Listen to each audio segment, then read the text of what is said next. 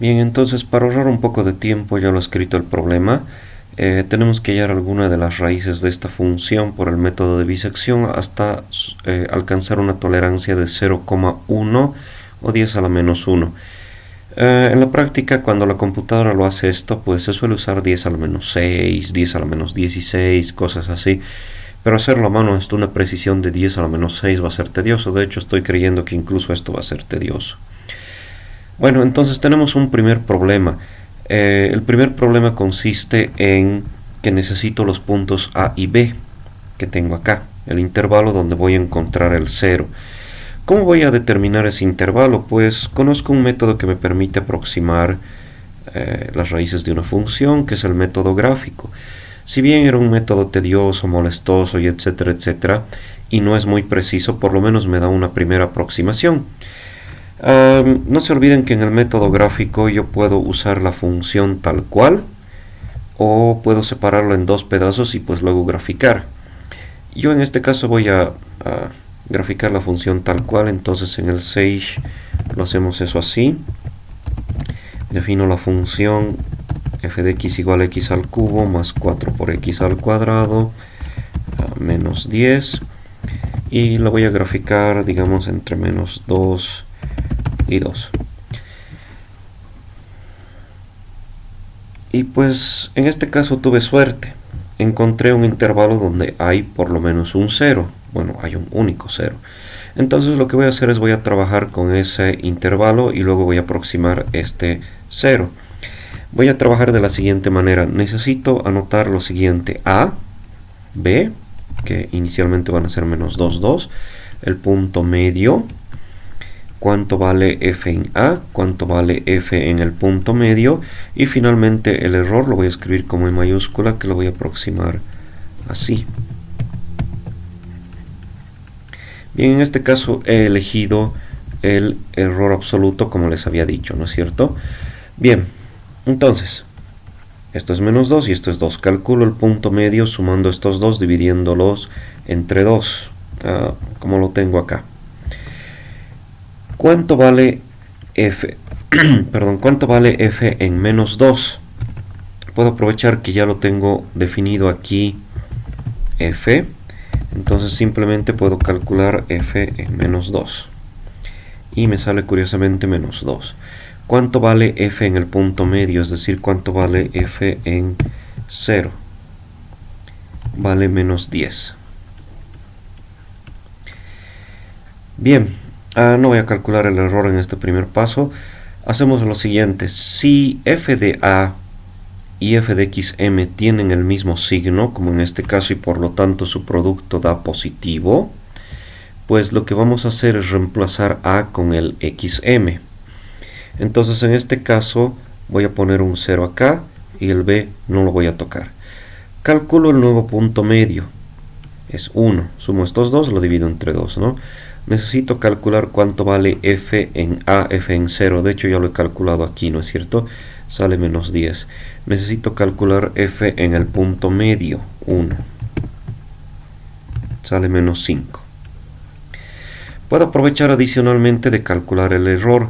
El error simplemente va a ser mis dos aproximaciones anteriores en valor absoluto y restadas. Entonces 1, que es mi aproximación actual, menos la anterior, y pues tengo un error de 1 que no es menor que mi tolerancia, así que continúo con el procedimiento. Este valor de acá y este valor de acá tienen el mismo signo, por lo tanto su producto sale positivo y necesito reemplazar a con xm. Entonces xm lo traigo acá y b no lo toco. Calculo el punto medio entre estos dos, que es 1,5, lo sumo y lo divido entre 2. Calculo cuánto vale f en 1, que es esto mismo de aquí, menos 5. Y ahora calculo f en el punto medio, en 1,5. 2, voy a tomar los tres decimales, 2,375. Puedo calcular el error y si resto estas dos aproximaciones, tengo ese error, ya me estoy aproximando, ¿no? Como no he bajado más de la tolerancia, el error, pues tengo que continuar las iteraciones y me fijo si estos dos tienen signos diferentes. Como tienen signos diferentes, su producto es negativo y en ese caso reemplazo b con xm. Entonces en este caso b es 1,5 y a no se mueve. Calculo el punto medio, me sale 1,25. ¿Cuánto vale f en 1? Ya lo tenemos acá, es menos 5. ¿Cuánto vale f en 1,25? Voy a tomar 3 decimales, menos 1,797. Menos 1,797. Bueno, calculo el error.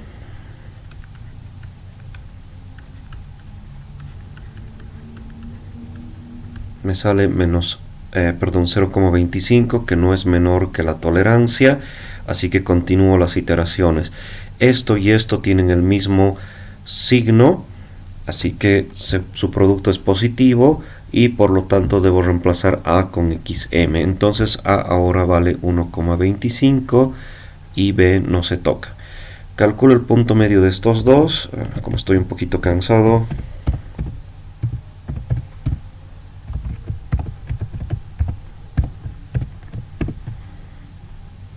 1,375. ¿Cuánto vale f en 1,25? Menos 1,797. ¿Cuánto vale f en 1,375?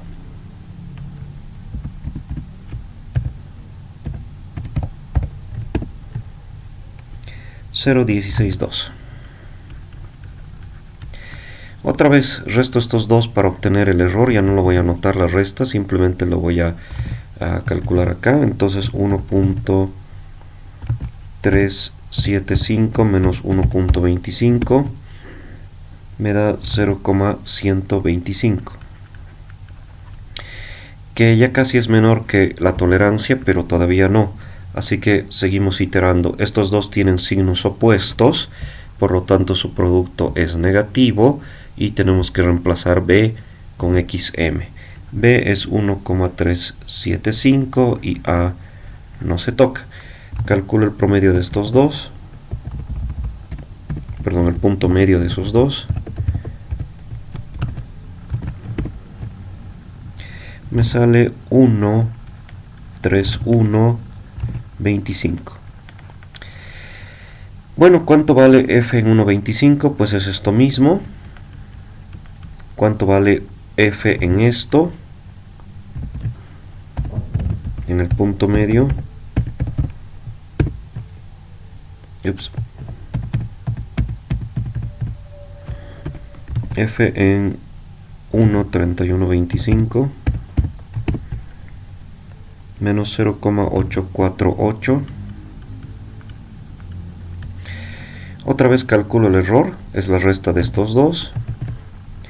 1,3125 menos 1,375 y pues es menos 0,0625, que con el valor absoluto 0,0625. Bien, esto es menor que la tolerancia de 0,1, así que el algoritmo lo paro ahí y tengo por lo tanto que mi raíz es aproximadamente este valor, 1,3125.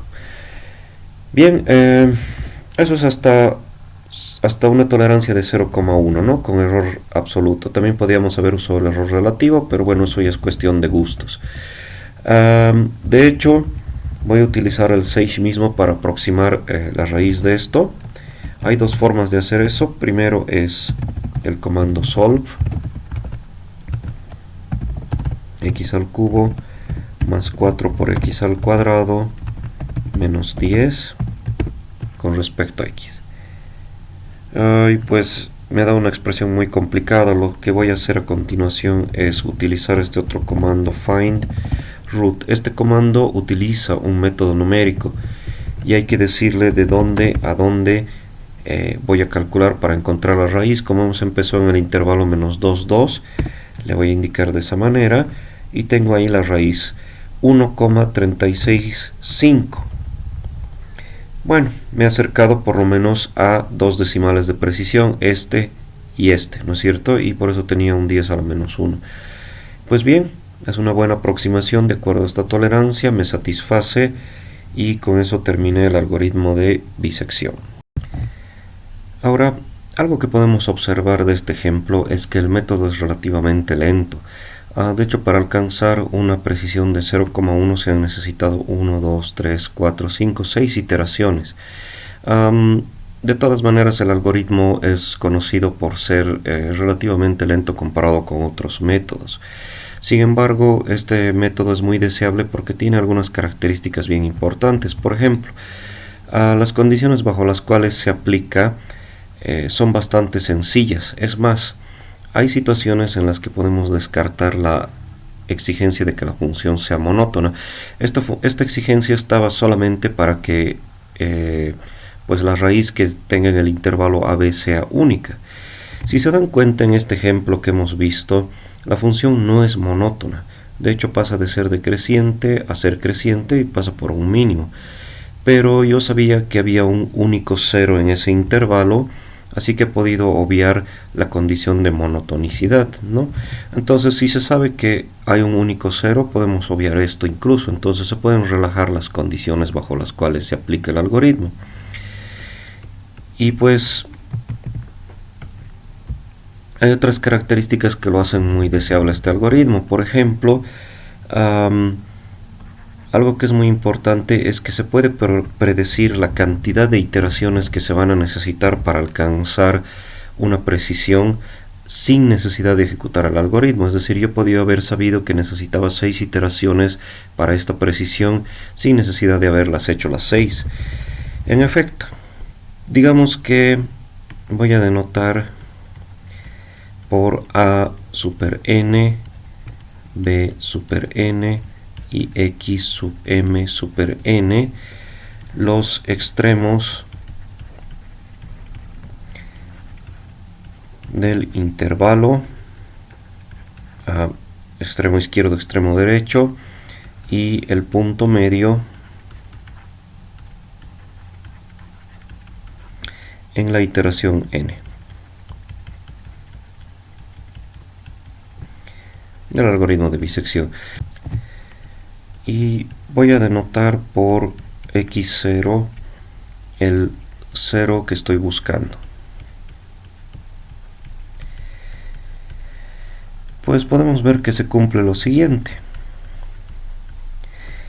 La distancia que existe entre el 0 que estoy buscando y la aproximación que me da el punto medio en la iteración número n tiene que ser menor que la longitud del intervalo que estoy considerando dividido entre 2. ¿Eso por qué? En cada iteración estamos tomando el punto medio. Estos son los extremos del intervalo que estoy considerando en la iteración n, y pues voy a considerar el punto medio, ¿no? En alguno de estas mitades tiene que estar el 0. Por ejemplo, ahí. Y pues esta distancia tiene que ser más pequeña que la mitad del intervalo. Eso es obviamente, ¿no? En el peor de los casos, este x0 va a estar muy pegado aquí, pero de todas maneras tiene que ser menor la distancia que la mitad del intervalo. Y pues en base a eso, yo puedo hacer la siguiente aproximación. La longitud del intervalo en la iteración n es igual a la mitad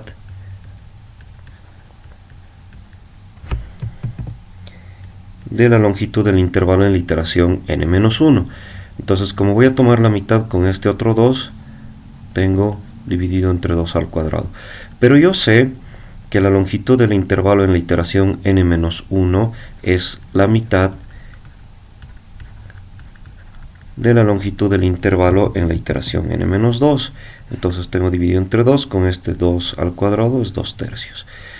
2 al cubo, perdón. Y pues continuando este procedimiento, voy a obtener que en la iteración 0 voy a tener que dividir esto entre 2 a la n.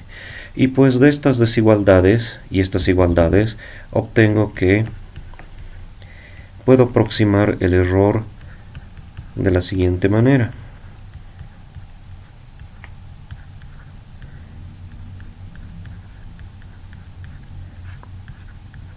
Bien, pero no se olviden, en la iteración 0 los extremos del intervalo son los extremos del intervalo original, es decir, con los que habíamos partido, como en nuestro ejemplo, el menos 2 y el 2. Entonces, de hecho, esto lo puedo escribir así, más sencillo. Y pues yo deseo que esto sea menor que una tolerancia. En el peor de los casos yo puedo exigir que esto sea igual a la tolerancia, y pues eso va a garantizar que el error absoluto sea menor que la tolerancia por esta desigualdad. Voy a agarrar esto y lo voy a resolver. Voy a tratar de despejar n. Entonces tengo el valor absoluto de a menos b es igual a 2 a la n por la tolerancia, o lo que es lo mismo, 2 elevado a la n es valor absoluto de a menos b sobre la tolerancia. Necesito sacar la n de ahí. Ustedes saben que la forma de hacerlo eso es con el logaritmo natural. Entonces voy a tener eso. Ya saben que con el logaritmo el exponente baja y me queda la base. Y aquí cuando tome el logaritmo, pues tengo una división. Y ustedes saben que el logaritmo de una división es la resta de los logaritmos.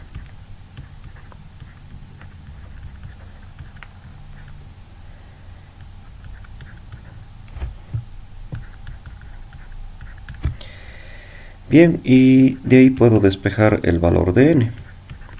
De hecho, no se olviden, b es siempre más grande que a, así que esto lo puedo simplificar como b menos a, porque b es el extremo derecho y este es el extremo izquierdo, todo dividido entre el logaritmo de 2. Y pues esta fórmula me dice con precisión cuántas iteraciones voy a necesitar para alcanzar una tolerancia deseada. Y de hecho podía haberlo aplicado en este ejemplo para predecir que necesitaba 6 iteraciones. Vamos a ver, efectivamente mi tolerancia era de 0,1. Entonces, por ejemplo, para el ejemplo anterior,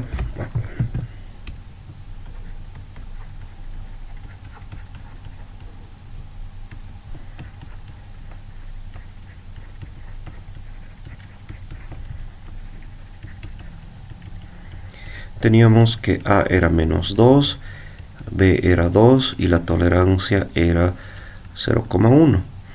Entonces n es igual al logaritmo natural de 2 menos menos 2 menos el logaritmo natural de la tolerancia sobre el logaritmo natural de 2. Y pues eso me da más o menos lo siguiente. Entonces en el Sage el logaritmo natural por defecto es log, no es en base 10. Y tengo el logaritmo de 4 menos el logaritmo de 0.1, todo dividido entre el logaritmo de 2. Y eso me está dando un resultado exacto, así que le voy a pedir que me lo aproxime y lo voy a meter dentro de una función n, que es la aproximación numérica, y esto es 5,32. Entonces, como no existen 5,32 iteraciones, vamos a necesitar por lo menos 6.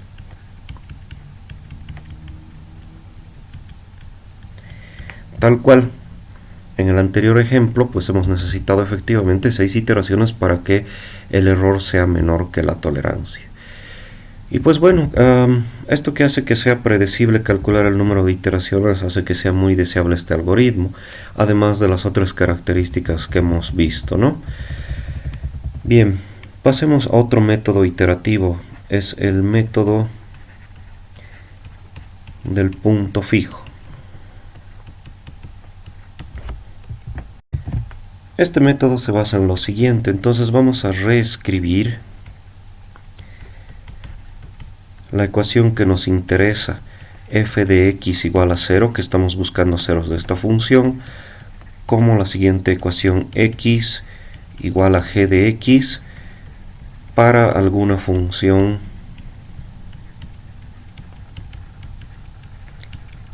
g de x. Bien, ¿cómo se obtiene esta g de x? Generalmente se puede obtener por despeje, ¿sí?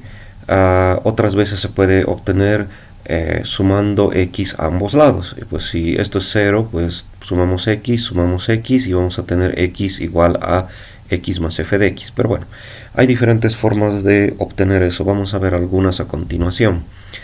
Por ejemplo,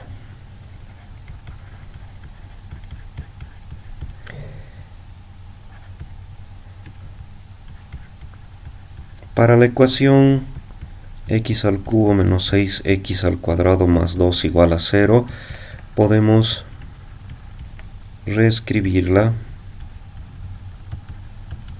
de la siguiente manera. Entonces, por ejemplo, voy a sumar x a ambos lados y esta de acá va a ser mi función g de x. Esa es una forma.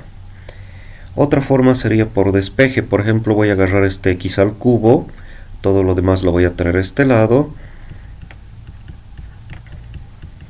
y pues voy a sacar raíz cúbica a ambos lados y voy a tener esto. En este caso, esta sería mi g de x. O también puedo despejar este x al cuadrado. Lo traigo acá. Divido ambos lados entre 6. Y saco la raíz cuadrada.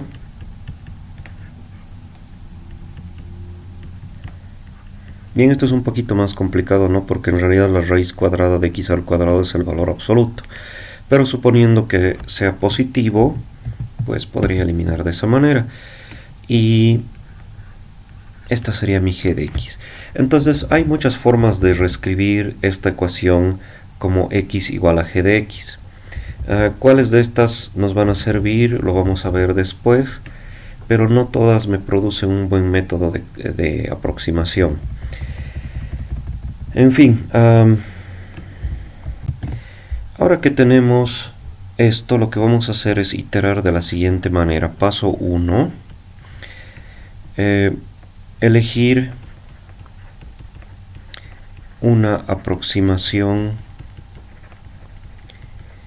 x sub 0 de la raíz. Entonces necesito obligatoriamente un número que esté próximo a la raíz. Una forma de obtener es utilizando el método gráfico, como lo teníamos acá. Como habíamos hecho, por ejemplo, en este caso, habíamos graficado y tenemos una aproximación bastante buena que sería, por ejemplo, 1,5 o si quieren 1,4. En fin, cuando tengo una aproximación, lo que hago es calcular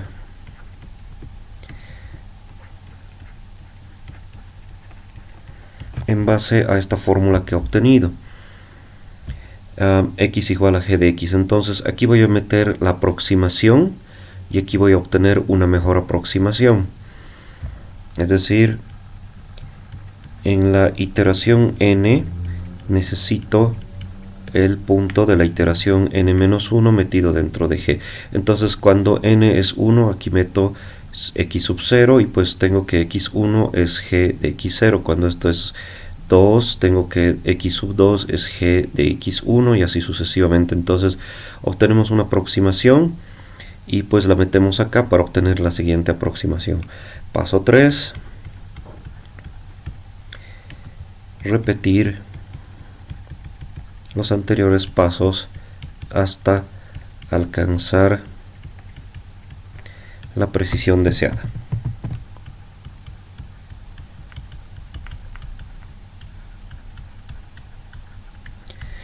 Y pues para medir la precisión vamos a utilizar lo mismo que en el anterior método. Podemos utilizar el error absoluto o el error relativo. Vamos a exigir que sea menor a una tolerancia, ¿no? Entonces podemos aproximar de esta manera o de esta manera debido a que no conocemos el valor exacto de la raíz, igual que acá. Y bueno,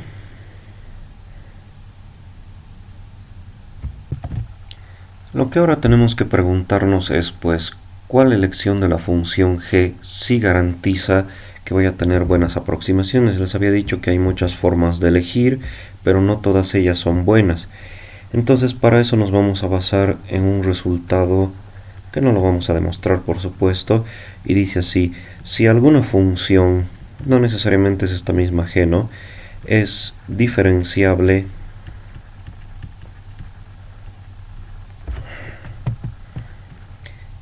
en un intervalo i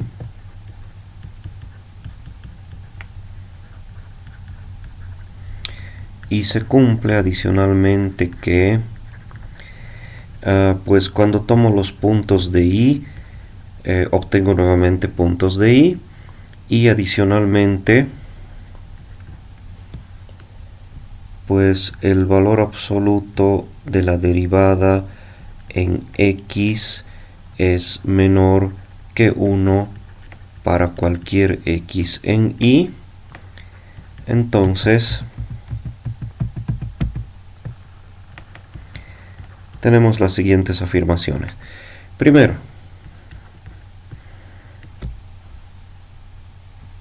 podemos garantizar que la ecuación x igual a g de x tiene solución única en el intervalo que estamos considerando. Segundo, la sucesión x sub n que se obtiene de iterar esto, que es la fórmula que caracteriza el método del punto fijo, pues converge al punto fijo de g.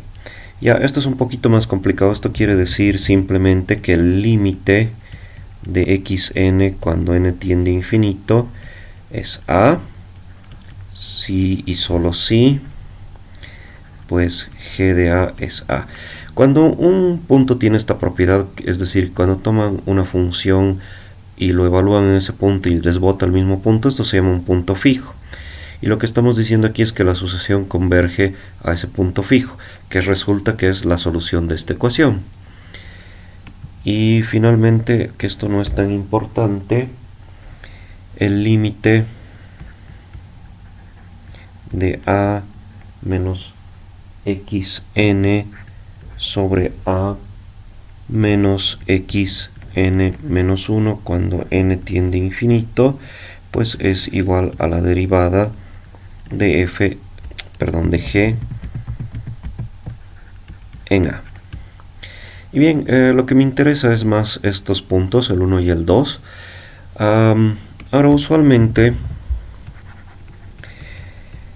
pues lo que me está diciendo este teorema es que si yo logro garantizar todas estas condiciones, que la función sea diferenciable en el intervalo i, y que además que cuando tomo puntos de i y los evalúo en g, pues me devuelve otra vez puntos de i, y que la derivada en i es menor a 1, pues yo puedo garantizar que el método va a converger.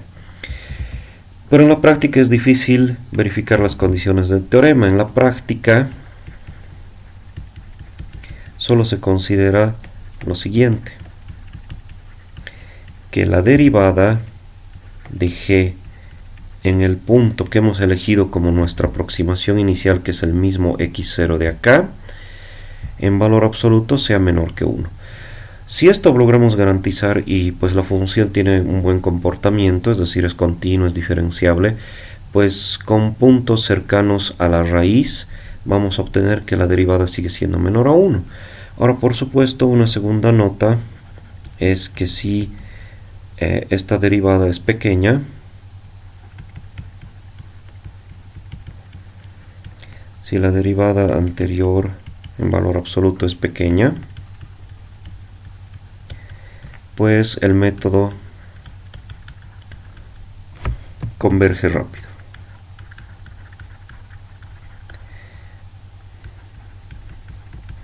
Pero si esta derivada es muy próxima a 1 en valor absoluto, pues el método va a converger muy lento. Entonces lo ideal es que esta derivada sea lo más próximo a 0. Bien, entonces todo esto depende de elegir la función g y pues la aproximación inicial. Y si elegimos bien, vamos a tener una convergencia. Veamos un ejemplo para fijar todas estas ideas.